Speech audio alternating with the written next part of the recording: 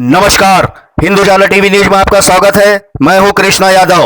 वरिष्ठ कवि एवं साहित्यकार रामकरण निखार सजग का कहना है कि नई पीढ़ियों ने भी साहित्य के क्षेत्र में आना चाहिए।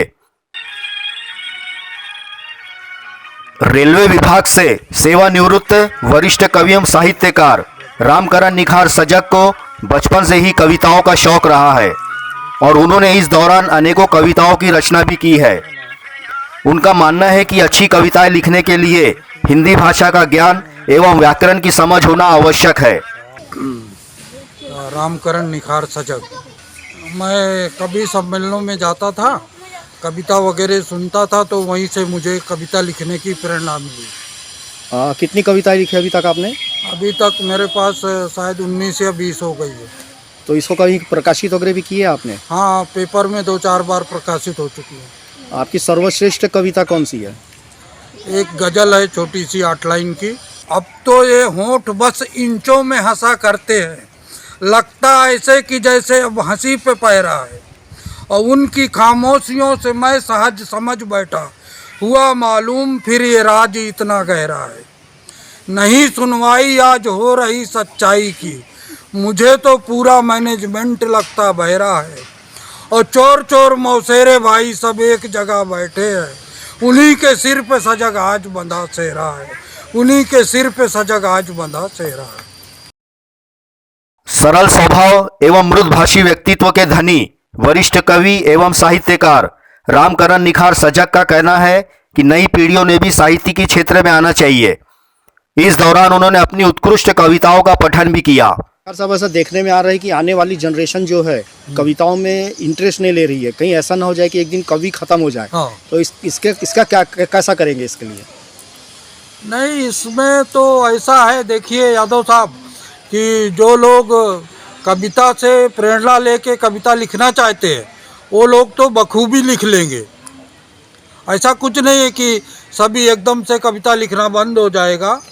जो लोग उत्साहित हैं और कविता के प्रति उनका समर्पण भाव है, वो जरूर कविताएं लिखेंगे। नहीं, देखने में ये आ रहा है कि नई जनरेशन इस और उनका झुकाव बहुत कम है। इसका क्या कारण है? अब इसका कारण मैं क्या बताऊं। जिन लोगों को कविता लिखने की कहीं से प्रेरणा नहीं मिलेगी वही लोग नहीं लिख सकते। बाकी जो उत्साहित है कविता के प्रति वो तो कविता लिखेंगे ही, ये मेरा मानना। कविता लिखने के लिए क्या गुण होना चाहिए आपके हिसाब से? कुछ नहीं, उसको हिंदी भाषा का अच्छा ज्ञान होना चाहिए, व्याकरण की समझ होना चाहिए, कहाँ कौन सी तुकबंदी बैठेगी वो तुकबंदी से उसको बना सकते हैं। आजकल कविताएं तो 8 लाइन से शुरू हो रही हैं, 10 लाइन की भी है, 12 लाइन की लिखते लोग, कोई 18 लाइन की भी लिखते हैं। ऐसा कभी अभिनय क्षेत्र में जाने का ख्याल है आपका? अभिनय क्षेत्र में भी जाने का ख्याल? हाँ, है? जाने का ख्याल तो है। कोई मिलना चाहिए अच्छा साथी जो ले जाए उस क्षेत्र में। मतलब अभिनय भी कर सकते हैं? हाँ, बिल्कुल बिल्कुल। स्कूल कॉलेज के टाइम में मैंने नाटक वगैरह का मंचन भी किया है, और मैं हमेशा प्रथम श्रेणी का विद्यार्थी रहा हूँ। 5वीं, 8वीं, 10वीं, 12वीं, उसके बाद मेरी पढ़ाई अधूरी रह गई थी, तो यहाँ सर्विस करते हुए रेलवे में मैंने इग्नू से ग्रेजुएशन किया है करेस्पॉन्डेंस में। पहले बीपीपी पास किया, बैचलर प्रिपरेटरी प्रोग्राम, उसके बाद फिर फर्स्ट ईयर, सेकंड ईयर और थर्ड ईयर। इस तरह इंदिरा गांधी राष्ट्रीय मुक्त विश्वविद्यालय जो मैदानगढ़ी दिल्ली में है, वहाँ से अपनी एजुकेशन कंप्लीट किया। उसके बाद मध्यमा विशारद किया, विशारद साहित्य रत्न प्रयाग यूनिवर्सिटी से, हिंदी साहित्य सम्मेलन प्रयाग। शीर्षक है मोहब्बत का गीत। इस तरह तूने गले मुझको लगाया कैसे, मेरा काजल तेरे रुखसार पे आया कैसे, आंधी तूफान का क्या तुझको कोई खौफ नहीं, मुझसे मिलने भरी बरसात में आया कैसे, बात करना भी गंवारा न था मुझसे तुमको, फोन पर गीत मोहब्बत का सुनाया कैसे, फोन पर ले लिया मेरे जज्बात का बोसा, भीगती रात में ये जश्न मनाया कैसे, और जिंदगी राग भी, नगमा भी, गजल भी है सजग, दिल के सरगम पे इसे आपने गाया कैसे, दिल के सरगम पे इसे आपने गाया कैसे। बहुत बहुत वाह वाह वाह। दूसरी गजल का शीर्षक है, शुरू करता हूँ कि काम करते नहीं बच्चे भी बिना रिश्वत के, काम करते नहीं बच्चे भी बिना रिश्वत के, अपना घर लगने लगा अब तो कचहरी हमको।